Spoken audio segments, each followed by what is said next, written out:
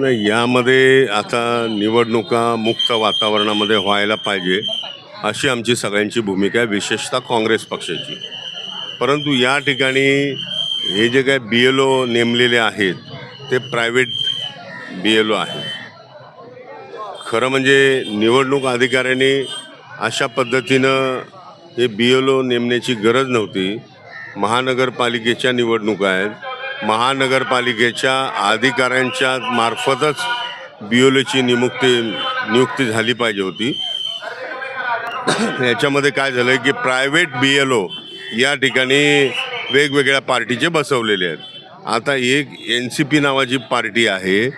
या पार्टीनं काय केलेलं आहे, जो BLO त्या ठिकाणी बसवलेला आहे तो मोबाईल ॲप घेऊन बसलेला आहे आणि त्या मोबाईल ॲपमध्ये फक्त NCP याच पक्षाचं उमेदवार आणि त्याचं चिन्ह हे दाखवलं जातं.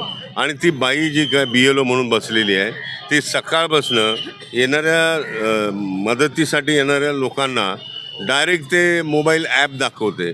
याचा अर्थ महानगरपालिकेच्या या निवडणुकीच्या एरियामध्ये कोणालाही तसं करायची परवानगी निवडणूक आयोगानं दिलेली नसताना BLOच अशा पद्धतीनं जर करत असेल तर इथला जो कोणी उमेदवार असेल त्याची उमेदवारी तात्काळ रद्द करण्यात यावी अशी मागणी अनेक उमेदवारांनी केलेली आहे.